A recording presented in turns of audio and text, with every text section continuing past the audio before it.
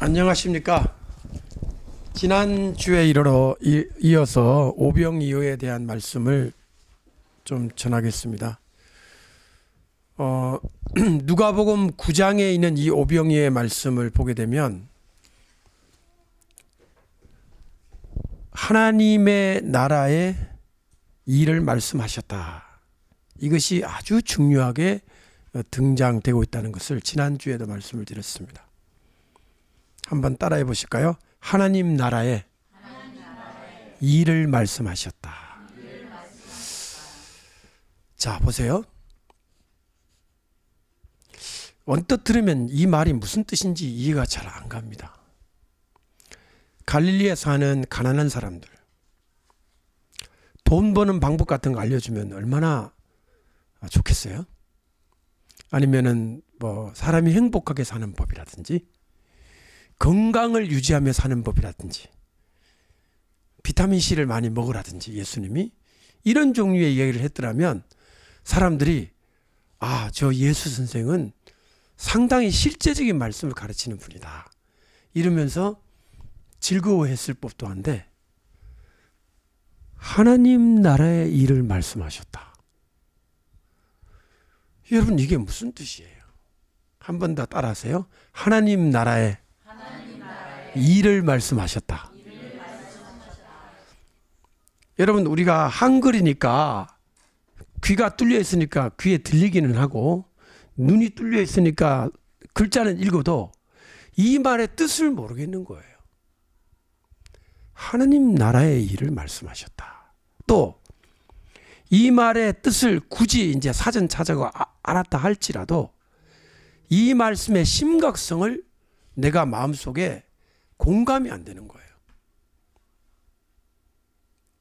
하나님 나라의 일이 뭐냐는 거예요. 오늘은 이 문제를 좀 공부를 하도록 하겠습니다.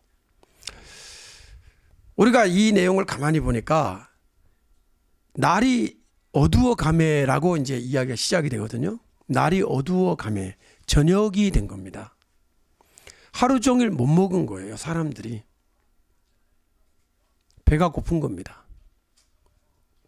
이런 상태에서 12사도가 먼저 말을 꺼냅니다. 이렇게 말합니다. 예수님께. 예수님, 무리를, 이 사람들을 보내서 마을과 촌으로 다 보내십시오. 가서 빨리 그 마을과 촌에 가서 거기서 쉬기도 하고 먹을 것을 좀 먹게 하십시오. 여기 계속 있다가는 먹지도 못하고 이 빈들에서 야영을 해야 됩니다. 예수님, 빨리 조치를 취하십시오 라고 말을 했습니다. 합당한 말씀이지 않습니까? 들판에 하루 종일 먹지도 못하고 밤까지 여기서 지내야 된다면 이 백성들이 너무 고통을 당하니 빨리 예수님이 마이크를 잡고 오늘 빨리 돌아가셔요.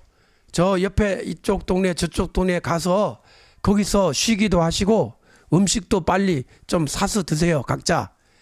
이렇게 광고를 하라는 거예요. 그러면서 하는 말이 여기가 빈들입니다. 우리 한번 따라합시다. 여기가 빈들입니다. 이 말씀은 거의 예수님에게는 압박으로 들렸을 정도로 지당한 말이거든요. 여기가 빈들입니다. 예수님 알고 계세요, 지금? 지금 시츄에이션을 알고 계시는 거는 입니까? 예수님에게 거의 막 좀 따지듯이 건방지게. 예수님도 알아요, 여기가 빈들인지. 이렇게 꼭 말을 해야 되겠습니까? 저희도 집에서 가끔씩 저에게 이 압박성 주문이 들어옵니다. 아버지, 알고 계세요, 지금 상황이 어떤지? 제가 알까요, 모를까요? 아는데도 일부러 한번 쿡 이렇게 옆에서 찔러대는 자식들이 없지 않다는 사실을 여러분도 아마 인지하실 것입니다. 여기가 빈들입니다. 이 말을 꼭 해야 되겠어요, 예수님한테? 안 해도 예수님 알고 계신데. 그런데 예수님의 말씀이 이렇게 말씀하십니다. 갈 것 없다. 누가복음에는 이 말이 안 나와요. 갈 것 없다라는 말이 마태복음에 나와요. 누가는 생략을 했습니다, 이 말을. 그런데 마태는 회계사 출신이라 세리라 이 하나가 중요한 거예요, 이 예수님의 말이. 그래서 기록을 딱 하기를 갈 것 없다는 말을 굳이 기록하고 있습니다. 이거 역시 살짝 감정이 섞인 것 같아요. 빈들입니다. 갈 것 없다. 이 한 번 이 제자들과 예수님 사이에 오고 가는 이 대화 속에 약간 서로 감정이 상했다는 것을 느낄 수 있습니다. 그리고 뭐라고 말하는지 아세요? 너희가 먹을 걸 줘라. 자, 이게 이제 중요한 말이에요. 너희가 먹을 걸 줘라. 이때 지자들이 Yes sir 라고 할 수 없어요.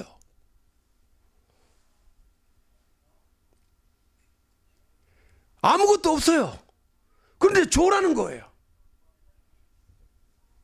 그때 성경을 보면 이렇게 기록되어 있어요. 예수님이 어떻게 하실 것을 아시고 제자들에게 시험을 한 겁니다. 따라해 하십시오. 너희가 먹을 것을 주어라. 그럼 이쯤 되면 제자들이 예수님이 왜 저러시지? 왜 저러실까? 이렇게 회의라도 해야 되는데 금방 대답을 하기를 우리에게는 떡 5개와 물고기 2마리밖에 없습니다.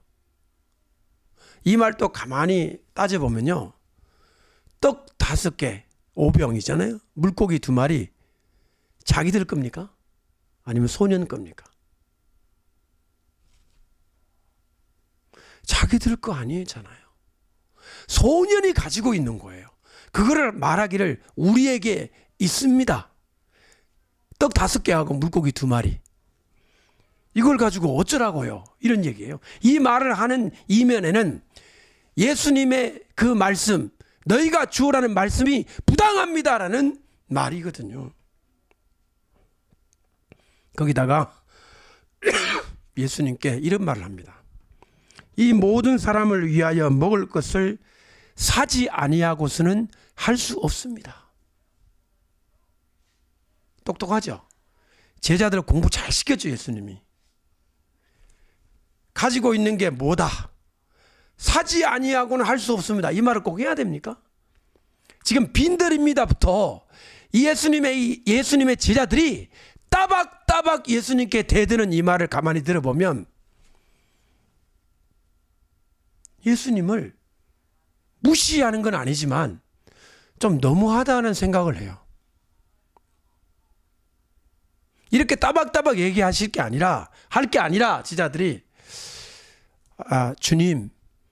주님께서는 뭔가 하실 수 있으리라 저희들은 믿습니다. 할렐루야, 주님을 찬양. 이런 어떤 분위기가 전혀 없어요. 지금 이거를 당회라고 한번 생각해 보시죠. 당회. 목사님과 장로님들이 회의를 한다고 생각해 보세요. 냉정하게 담임 목사님을 지금 추궁하고 있는 이 당회원들의 모습이 보입니다. 사야 됩니다. 빈들입니다. 우리 저기요 5병 2어밖에 없어요. 예수님이 아니라면 상당히 난감하고 초조해지는 지도자의 모습을 연상할 수 있죠. 예수님이 어떻게 하시는가? 그 다음 이야기를 한번 보세요. 한번 따라합시다. 너희가 먹을 것을 주어라.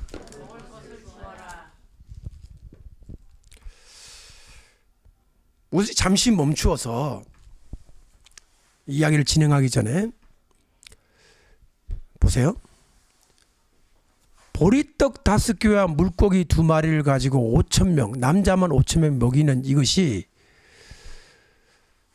갑자기 뭐가 떠오르냐면 돌멩이를 가지고 떡을 만들어라라고 하는 마귀의 그 소리를 연상을 시키게 돼요. 왜냐하면 비슷하잖아요. 돌멩이를 가지고 떡을 만드는 거나 그 보리떡 가지고 뭐 몇만 명이 먹이는 기적이나 똑같은 기적 아닙니까? 그런데 돌멩이를 가지고 떡을 만들으라는 것은 예수님이 거절하셨어요. 거절하셨는데 보리떡 가지고 만드는 것은 기꺼이 이 기적을 행하셨단 말이에요. 두 기적 사이에 있는 차이점이 뭐냐 하는 거죠. 그리고 또 한 가지는 이 기적이 일어난 다음에 그 결과를 보시면요, 좀 부정적입니다. 떡을 먹고 난 다음에 무리들이 한 일은 예수님을 왕을 삼아야 되겠다 라는 반응이었고요.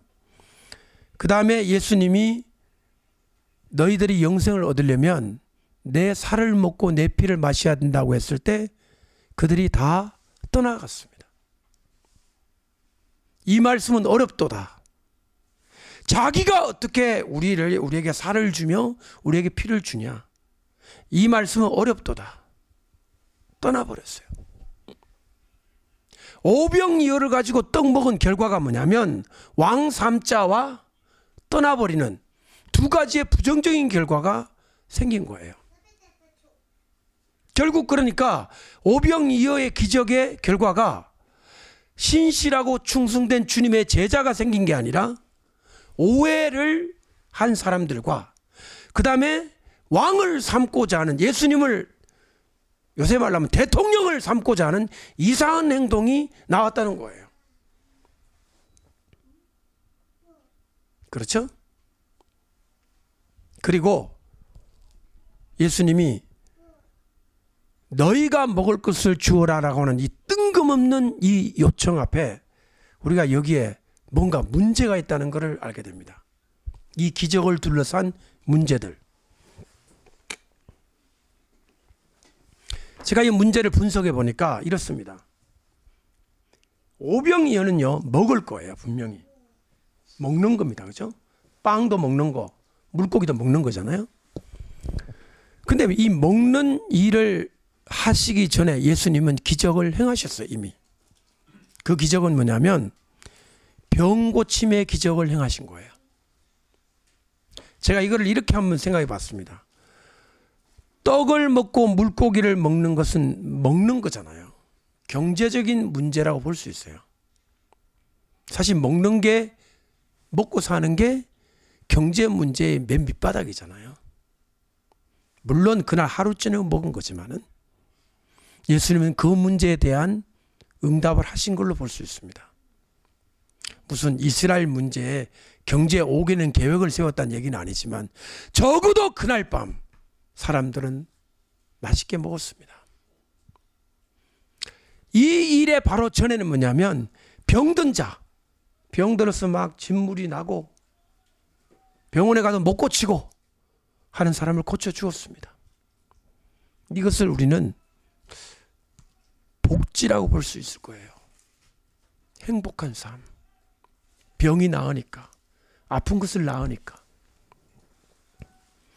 그런데 정작 예수님의 관심은 병 고침과 먹여주는, 이 떡 먹여주는 일보다 앞서서 예수님의 관심은 하나님 나라의 복음을 말씀하신 거예요.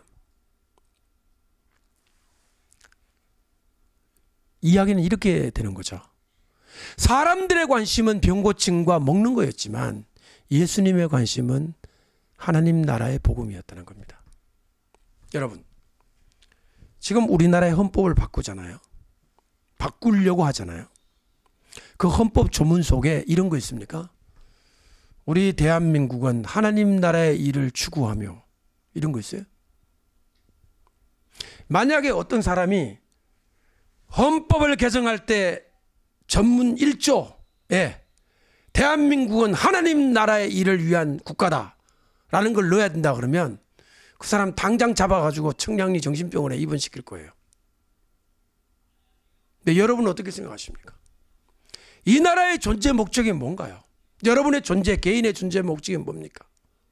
우리가 헌법에 넣으라고 말은 안 하지만 국가와 개인과 존재 목적은 하나님 나라가 제일 우선이라는 것에 여러분 동의하지 않습니까? 동의하실 겁니다. 그게 우리의 사는 목적 아니에요? 내가 왜 삽니까? 내가 살고 돈 벌고 가정을 꾸리고 자녀를 기르는 목적이 행복입니까? 경제입니까? 궁극적인 목적은 하나님 나라 아닙니까? 하나님 나라에 가는 거고 하나님 나라가 오는 것을 기다리는 거고 하나님 나라가 오기까지 내가 해야 할 일을 하는 거고 그거 아닌가요? 그런데 이게 무시되고 있다는 거죠. 깡그리. 우리가 관심 있는 것은 먹는 거, 경제 문제고 우리가 관심 있는 건 행복입니다. 병 낫는 거, 건강한 거, 어떻게 하면 더 건강해지냐 이런 거, 행복해지는 거냐 이런 거. 하나님 나라에 관심이 없다는 것이 저와 여러분과 오늘 이 대한민국의 문제라는 것을 이 시간 한 번만 더 생각해 주시기를 바랍니다. 이 누가는요, 오병이어 바로 이어서 9가지의 이야기를 계속 이어서 하고 있습니다. 이것을 다 살펴보는 건 시간이 너무 많으니까 제목만 알려드릴 텐데요. 오병이어 다음에 바로 나오는 이야기가 너희는 나를 누구라 하느냐라는 얘기예요. 너희는 나를 누구라 하느냐. 여러분, 예수님이 누구십니까? 예수님이 과연 누구십니까? 예수님이 뭐 하시는 분입니까? 라는 거죠. 두 번째 이야기는 뭐냐면 인자가 고난을 받을 거다라는 이야기예요. 세 번째 이야기는 변화산에 올라가서 예수님이 변화가 되시는데 그때 모세와 엘리야도 나타나잖아요. 하늘에 소리가 나기를 너희는 저를 섬기라. 그리고 구름이 와서 다 가려버리고 예수만 보이더라. 이게 세 번째 이야기예요. 네 번째 이야기는 제자들이 쫓지 못한 귀신을 쫓아낸 게 네 번째 이야기예요. 다섯 번째 이야기는 인자가 사람들의 손에 넘겨질 거다라는 주님의 말씀. 여섯 번째는 제자들끼리 모여 앉아가지고 누가 크냐라는 논쟁을 벌였습니다. 일곱 번째는 예수의 이름으로 귀신을 내쫓는데 우리를 따르지 않습니다. 어떻게 할까요? 예수님이 금하지 말라라는 말씀이었고요. 여덟 번째는 예수님을 영접하지 않는 사마리아 동네에 불덩어리를 내려가지고 태워버릴까요? 예수님이 무슨 그런 소리를 하느냐라고 꾸짖었습니다. 마지막 아홉 번째 이야기는 하나님 나라에 합당치 않은 자들 세 종류의 사람을 얘기해 주었습니다. 자, 그러면 오병이어의 기적을 통해 나타난 사실은 다음 세 가지로 요약이 되는데요. 첫 번째는 제자들의 무지와 불신 그리고 오해. 두 번째는 무리들의 어리석음. 떡을 먹고 예수님 왕 삼으려고 했으니까. 세 번째는 예수님의 진정한 메시지가 무엇인지를 우리는 발견할 수 있습니다. 여러분,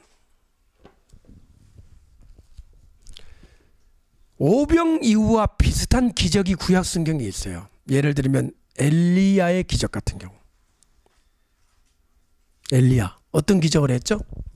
사렙다 과부의 집에 어떤 일이 벌어졌죠? 통의 가루와 기름병의 기름이 없어지지 않았죠. 그 기적이죠. 계속 생겨났죠. 가루를 쓰고 나면 그만큼 채워져요. 기름을 쓰고 나면 그만큼 채워져요. 다른 사람은 기근에 시달릴 때 이 사렙다 과부의 집에 가루와 기름은 없어지지 않았습니다. 계속하여 생겨났습니다. 똑같잖아요. 두 번째 기적은 엘리사의 기적이에요. 선지자의 생도 한 부인이 빚을 져가지고 자식을 이제는 팔아야 되는 상황이에요. 종으로 끌려가야 돼요. 그때 선지자가 하는 말이 동네에 가서 그릇을 빌려라. 그랬더니 그 그릇에 뭐가 가득 찼어요? 기름이 가득 찼죠. 올리브 기름. 그래서 그 기름으로 팔아서 빚을 갚고 나머지는 너의 생활비에 써라고 말했습니다. 이 기적과 오병이어의 기적에 공통점이 하나가 있죠. 뭐냐면 오병이어에도요 보리떡 5개와 물고기 2마리라는 어떤 것이 있었습니다. 사렙다 과부에도 마지막 떡이 있었습니다. 엘리사의 경우에도 그릇이라는 게 있었습니다. 그런데 마귀는 뭐라고 그랬느냐? 돌을 떡으로 만들라고 그랬어요. 사렙다 과부가 가진 마지막 떡이 돌이었습니까? 아니었습니다. 그의 가정의 마지막 희망이었어요. 마지막 남은 떡이었단 말이에요. 그거를 선지자가 달라고 그랬어요. 선지자가 이랬습니까? 과부여, 마당에 있는 돌멩이를 내게 다오 이랬어요? 아닙니다. 마지막 하나 남은 떡을 달라고 그랬어요. 사렙다 과부는 주지 않을 이유가 1000가지 만가지도 됩니다. 야, 이 미친놈아부터 네가 선지자냐? 야, 이놈아, 우리 지금 이거 먹고 마지막 죽으려는 이 떡을 달라고? 야, 이 타락한 목사여, 지옥에 나가라 등등. 근데 그 떡을 줘요.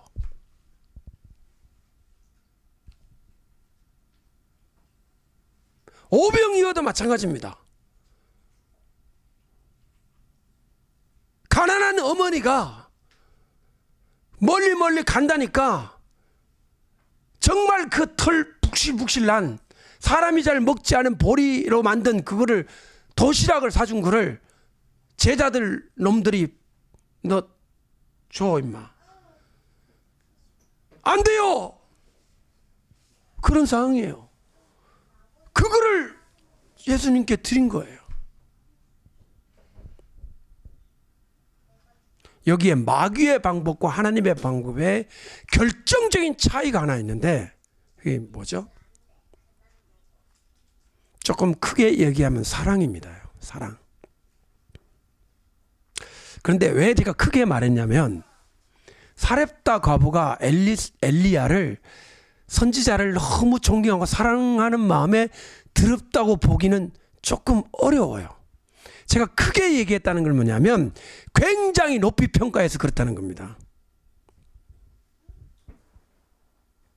사랑과 존경보다도 한쪽에서는 마지 못하는 마음이 있었지만 달라니까 준 것 같은 분위기가 많아요.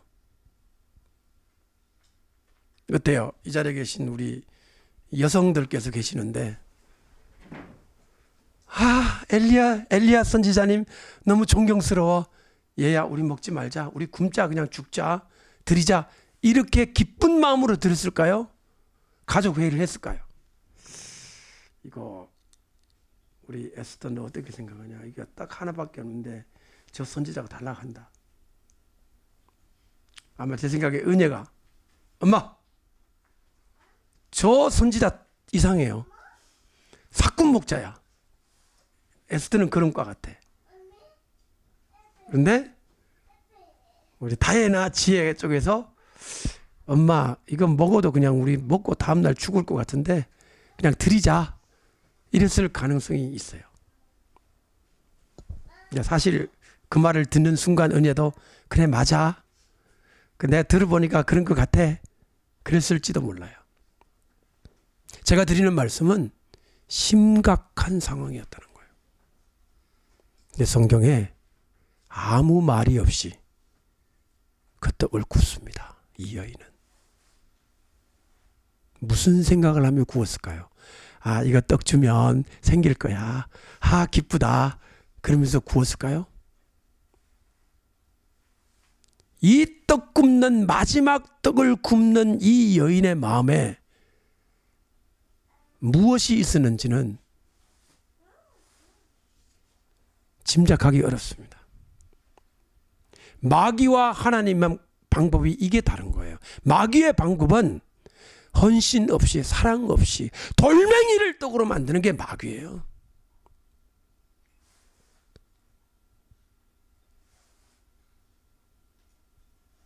저는 이거를 기적이라고 부르고 싶지 않아요. 이건 사기예요, 사기. 사랑이 없는 곳에 기적을 바라는 것은 거짓이고 사기고 마귀적인 방법입니다.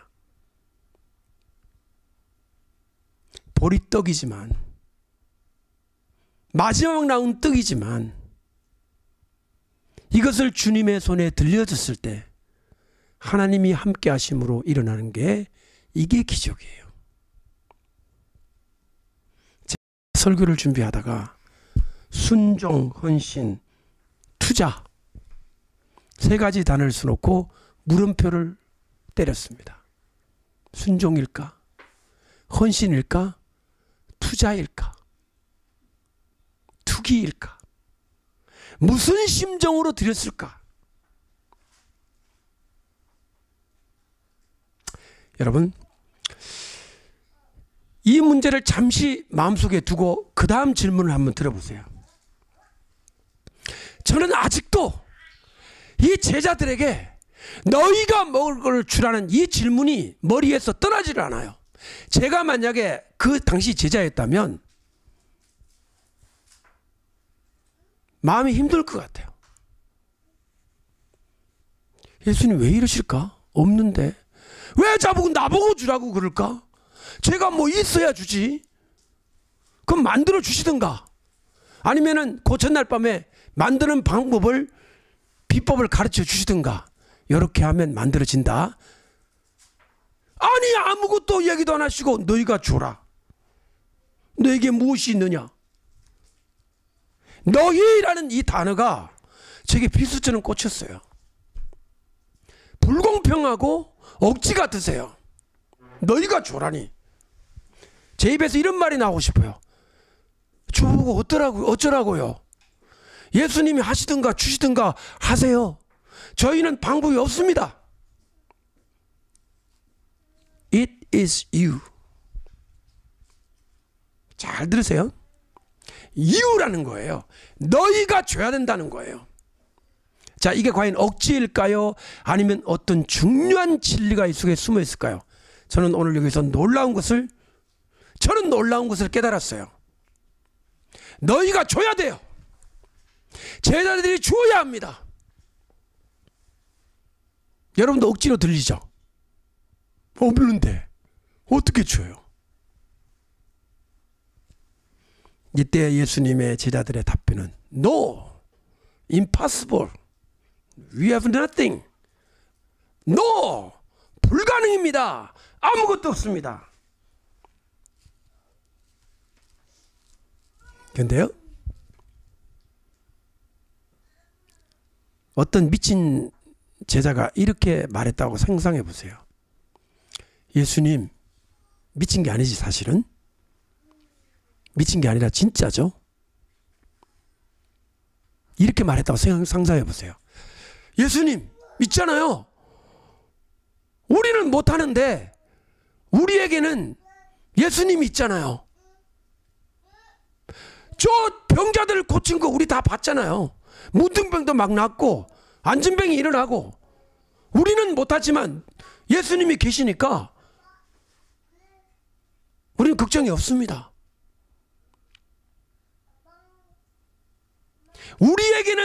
우리 자신에게는 아무것도 없지만 우리 옆에는 예수님이 계시니까 이 문제는 문제가 아닙니다. 나는 이것이 성경 한 줄 들어갔으면 오늘 제가 설교할 때 얼마나 기쁜 마음으로 설교할까요? 근데 없어요.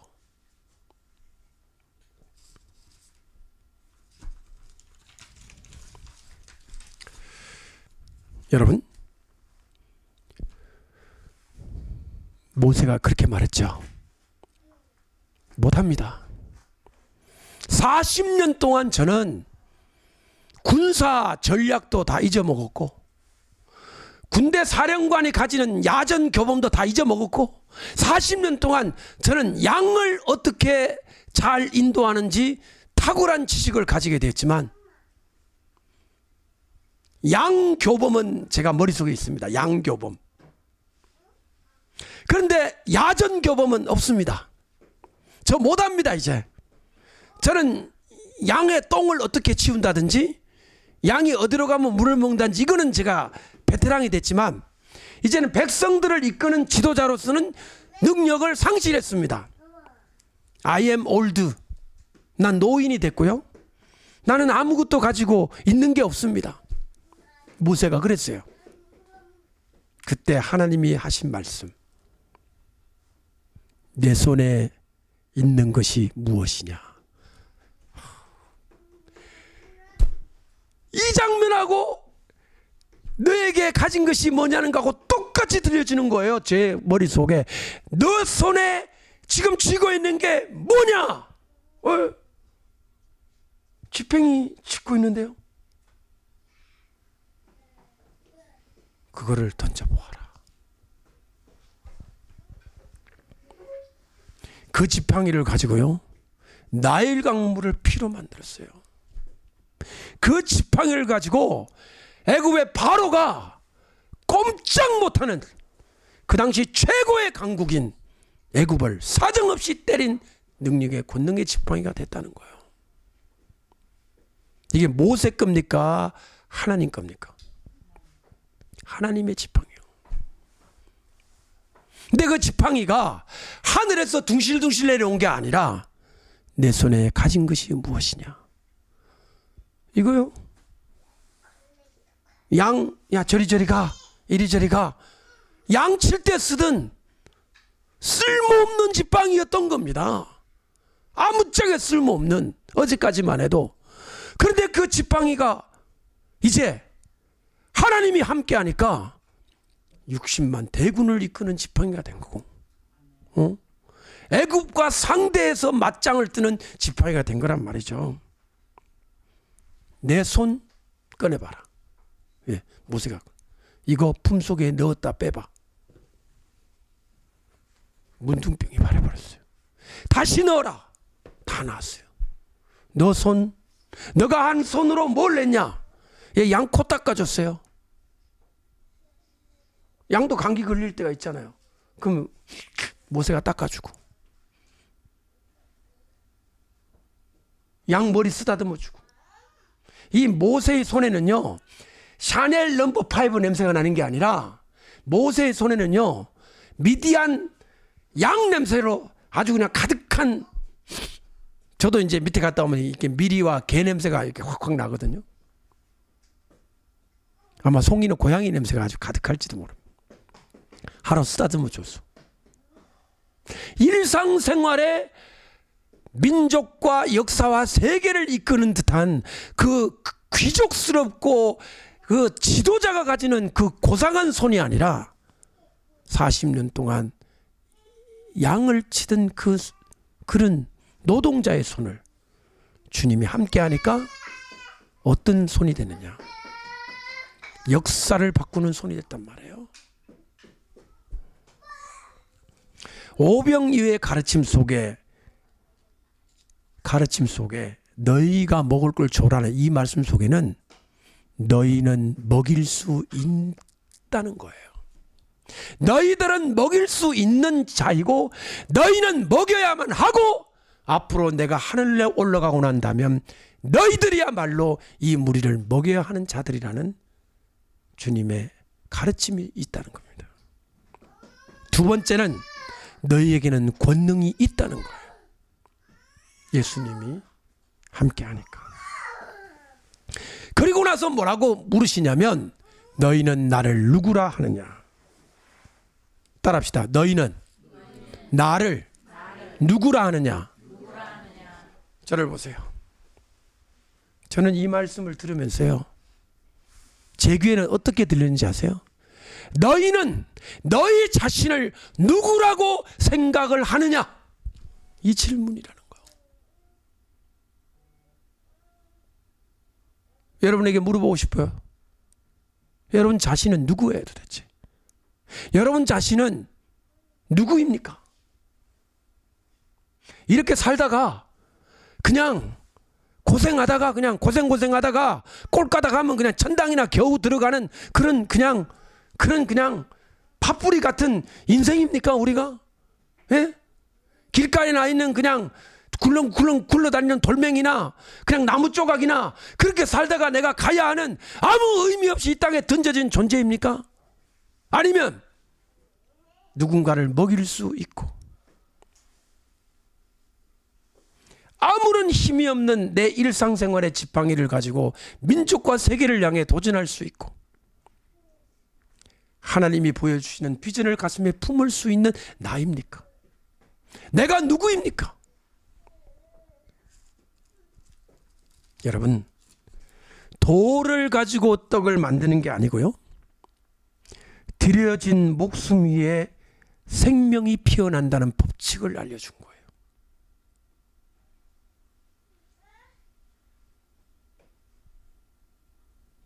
쏟아진 핏자국 위에 생명의 꽃을 피워낸다는 법칙을 알려주신 거예요.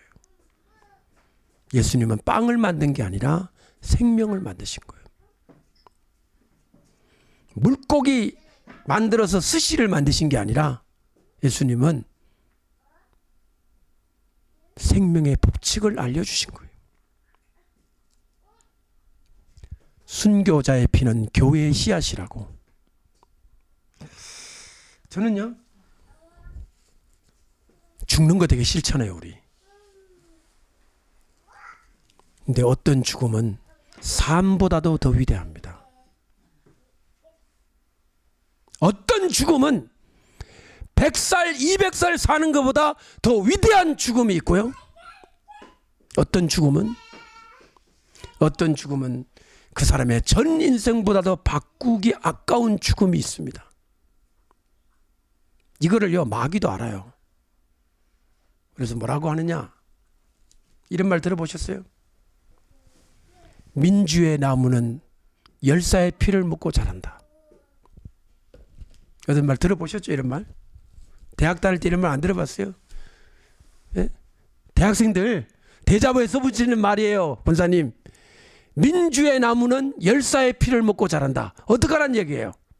데모하다가 죽어도 좋다, 죽으라, 그런 얘기야.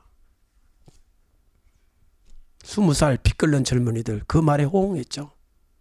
아무것도 모르는 애들이 전방 입소 거부하다가 2명이 석유 분신 자살, 서울대 애들. 그 이후에 이어지는 분신 자살이 계속 일어나서 그들이 그때마다 외치는 말이 뭐냐, 민주의 나무는 열사의 피를 먹고 자란다. 어떡하라는 거예요? 죽으란 얘기예요. 마귀도 아는 거예요, 희생의 가치를.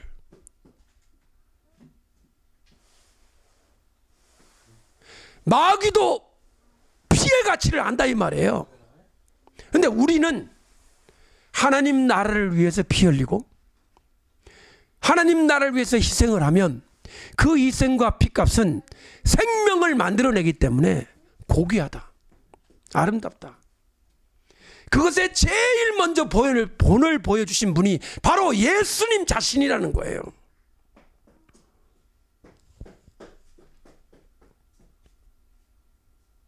저는요, 오병이어 기적을 다 끝내고 난 다음에 예수님이 내 살을 먹으라, 내 피를 마시라는 말이 저도 이해가 안 됐어요. 처음에는 저 생각에도 이 말씀은 어렵도다, 이 말씀은 설교하기 어렵도다, 설교하기가 매우 어렵도다 생각했는데 이제는 알았습니다.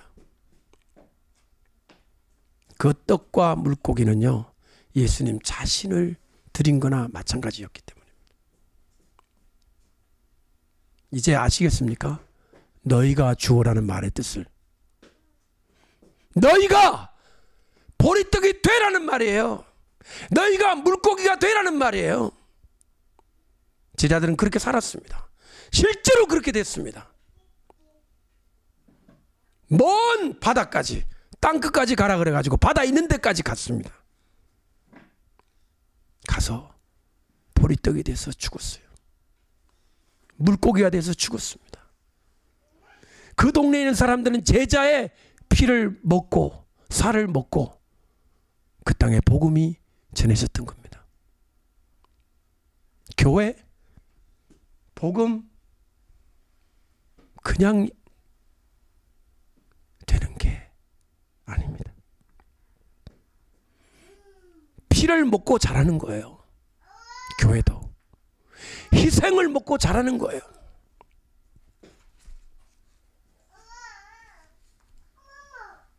예수님의 말씀은 이겁니다. 나를 먹어야 산다.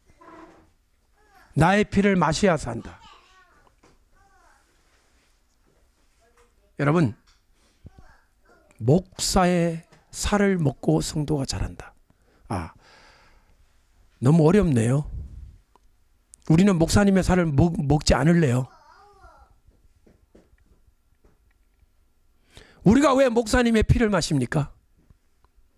너무 그렇게 목사님을 학대하고 자학하지 마세요. 그냥 우리는 우리끼리 잘 살 테니 목사님 가정이나 걱정하세요. 저도 그러고 싶어요.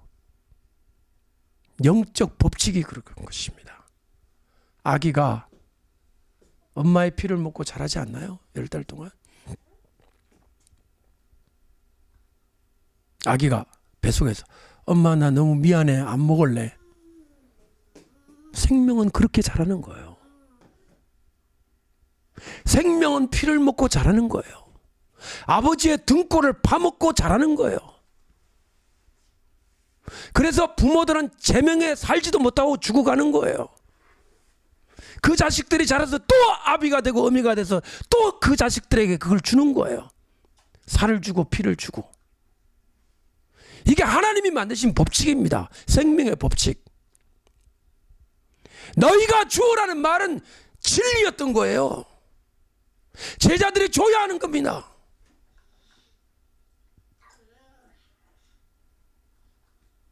너희가 먹을 것을 주어라. 이 속에 이런 깊은 뜻이 있다는 것을 저는 깨닫게 된 거죠. 너희가 먹을 것을 주어라.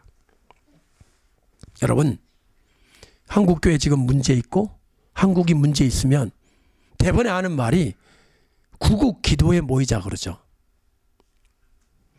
구국 기도에 모이지 말고요. 그냥 기도하세요. 구국 기도에 총재돼 갖고 그렇게 돌아다니지 말고 지팡이 들고 기도하러 올라가라고. 모세 한 사람을 그 당시에 최고의 강국인 바로와 애굽 제국이 이기지 못했습니다. 우리가 누구입니까? 우리가 무엇이 되어야 합니까? 자, 보세요. 그래서 예수님이 이제 제자가 되겠습니다 라는 세 사람을 거절한 거예요. 첫 번째 뭐냐면 어디든지 따르겠습니다. 그러니까 예수님이 산에 여우도 굴이 있고 인자는 공중에 나는 새도 깃들일 곳이 있는데 인자는 뭐도 없다. 깃들일 곳도 없다. 없다. 너 나를 따른다고 하지만 못 따를 거야. 가라. 두 번째, 아버지를 장사하고 오겠습니다.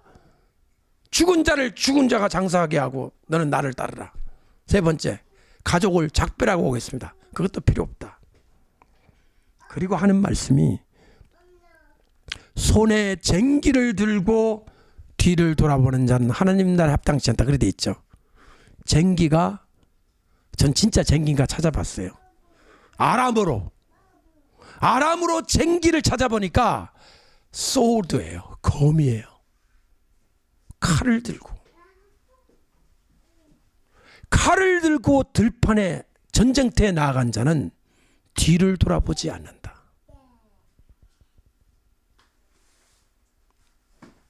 적군을 향해 칼 들고 가는 군사가 어이 여보 잘 있어 이러면 그 군인이에요, 군인 아니에요? 아니요. 아시겠어요? Looking back, 그러니까 뒤를 돌아보는 자는 하나님 나라에 합당치 않다. 여러분, 이게 목사에게만 해당된다고 생각지 마십시오. 우리가 모두 하나님 나라를 바라본다면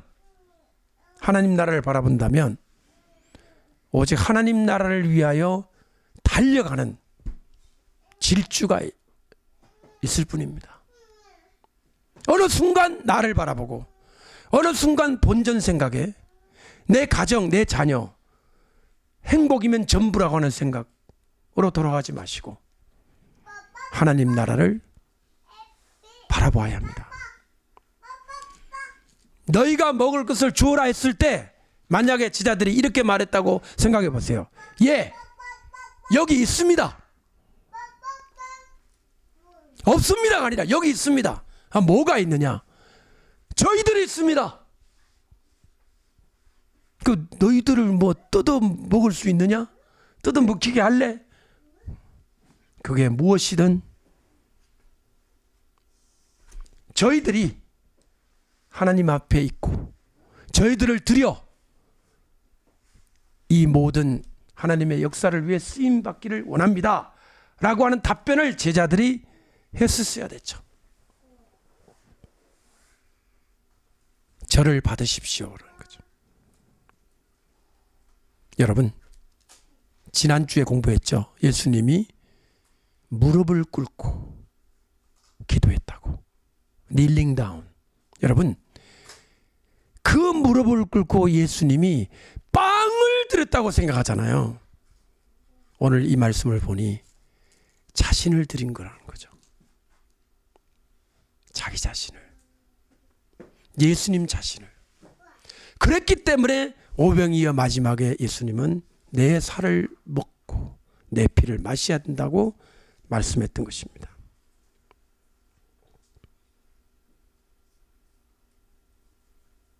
여러분, 지금 우리나라 정권을 잡은 자들 과거가 철저하게 정말 과거 민주화 운동이라는 미명하에 주체 사상을 그렇게 신봉하던 사람들이었다는 거 대한민국이 다 아는 사실입니다. 다 아는 사실이에요. 그들이 지금 바뀌었다, 전향했다, 생각이 달라졌다 주장할지 모르지만 머릿속에 들은 사상 그렇게 함부로 바뀌어지는 거 아니죠.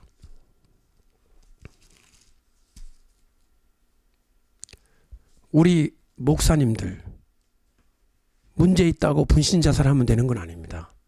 우린 자살을 방조하거나 자살하라고 가르치는 그런 종교 아닙니다. 그러나 적어도 가슴 속에는 석유 끼얹고 불 붙이던 그 20살 그 빗끌련 자기들이 말하는 민주화 열사라고 하는 그 정도의 삶의 치열함과 헌신, 예수님의 십자가 앞에 자기를 드리는 무서운 결단이 우리에게 있어야 하지 않을까요? 우리 교회 올 때 놀러 오는 거 아니죠. 우리 교회 예배 드리고 집에 갈 때 아, 오늘 행사 잘했다 가 아니죠.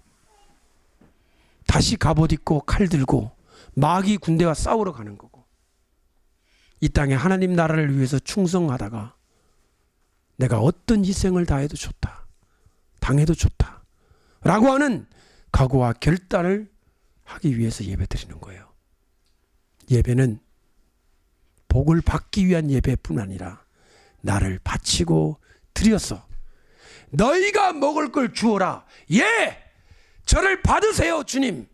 나를 통해서 먹이십시오 라고 하는, 내가 보리떡이 되고 내가 물고기가 되는 그런 결단이 있을 때 바로 하나님의 아들과 딸이요 예수의 제자라고 불릴 수 있을 것입니다. 하나님의 사랑과 은혜가 여러분들에게 함께 하기를 바랍니다. 기도하겠습니다.